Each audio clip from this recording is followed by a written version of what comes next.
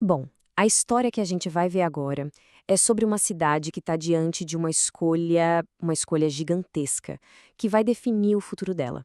Essa frase, puxa, ela é forte, né? É de um pescador artesanal. Ele foi forçado a sair do lugar onde a família dele viveu por gerações. Imagina só, para ele, para a comunidade dele, esse foi o preço do tal progresso. Mas que progresso é esse que cobra um preço tão alto? Para entender essa história, a gente precisa ir lá para São José do Norte, no sul do Brasil. É uma comunidade que está literalmente numa encruzilhada. De um lado, um futuro. Do outro, um futuro completamente diferente. E no meio, um terceiro. Três visões que não poderiam ser mais opostas. Então, o centro de toda essa questão são três projetos gigantescos, o que os técnicos chamam de PGEs. E a história é quase sempre a mesma, né? Eles chegam prometendo rios de dinheiro, prosperidade, mas o que não contam, o que fica ali nas letras miúdas, são os riscos. E que riscos? Aí fica a pergunta: por que uma comunidade inteira estaria disposta a aceitar uma mudança tão radical?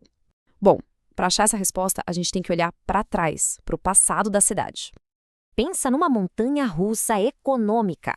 Foi assim por séculos. Primeiro, um boom de riqueza com o charque. Depois, o declínio. Aí veio a cebola, que virou a nova identidade da cidade. Mas essa instabilidade toda, esse sobe e desce, deixou uma marca, sabe?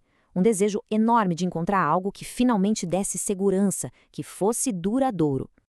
E por causa dessa história toda, de se sentir isolada, meio de atrasada em comparação com outros lugares, a cidade se tornou um terreno fértil, um prato cheio para quem quisesse chegar com grandes promessas de desenvolvimento, vendendo aquele sonho do grande salto econômico.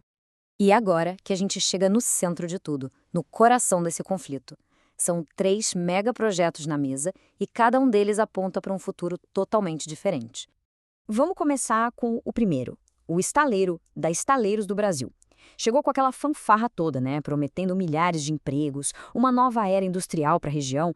Só que na prática, para quem estava ali no dia a dia, para os pescadores, para os fornecedores locais, a realidade foi bem diferente. E olha só esses números, porque eles mostram o tamanho do problema. Num único ano, beleza, contrataram quase 1.800 pessoas, mas demitiram quase 3.000.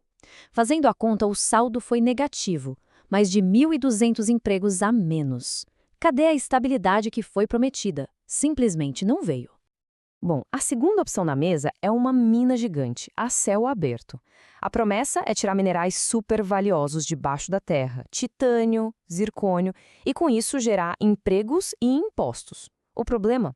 O risco de destruir tudo que existe em cima da terra para pegar o que está embaixo. E aí vem a terceira via, que parece a solução perfeita. Um parque eólico gigantesco, energia limpa, sustentável, uma alternativa à mineração. Parece ótimo, né? Só que até esse projeto, o bonzinho da história, trouxe um medo enorme para a população sobre perder o controle das suas próprias terras. Então, com essas três opções de futuro na mesa, uma mais complicada que a outra, a comunidade decidiu que não ia ficar só olhando. O pessoal começou a se juntar, a se organizar e a lutar, principalmente contra a ideia da mina. E aí começaram as audiências públicas. De um lado, os representantes da empresa de mineração, com um monte de dado técnico, gráfico, laudo, falando que era tudo seguro, que não tinha degradação ambiental, basicamente dando a entender que quem era contra não entendia do assunto. Só que a resposta dos moradores não veio em forma de planilha ou de laudo técnico, veio do coração. Como esse morador que disse que não era poeta, mas que não conseguia acreditar que aquela areia valia tanto a ponto de arrancar tudo que estava em cima. O mato, o bicho, a flor, o riacho. É um choque de mundos, né? De um lado o valor financeiro, do outro o valor da vida. E essa resistência não era só emoção, não. Tinha argumentos muito claros e muito justos. A preocupação era perder o seu jeito de viver, da pesca, da agricultura. O medo era de um dano ao meio ambiente que não teria volta, da falta de água. E, claro, tinha a desconfiança, né? Depois da história do estaleiro, quem ia acreditar em promessas de novo? Como eles mesmos disseram, não adianta um progresso para 10 pessoas se ele destrói a vida de 1.000.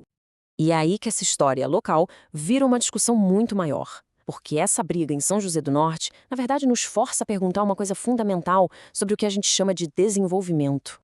Olha só que forte. A própria prefeita da cidade admite que as compensações prometidas lá atrás, na época da instalação do estaleiro, nunca foram cumpridas. Ou seja, mesmo quando o projeto sai do papel, a promessa feita para a comunidade fica pelo caminho. Isso cria uma situação que alguns estudiosos chamam de alternativas infernais. É quando uma comunidade se vê presa, tendo que escolher entre projetos ruins. Não é uma escolha de verdade, é uma escolha forçada entre o ruim e o pior, entre o mal menor.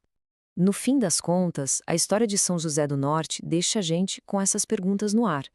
Quem é que decide o que é progresso? E, mais importante, quem é que paga a conta dessa visão de futuro? Quando essa máquina gigante do desenvolvimento global chega num lugar, quem é que sai ganhando de verdade? E o que é que se perde para nunca mais ter de volta?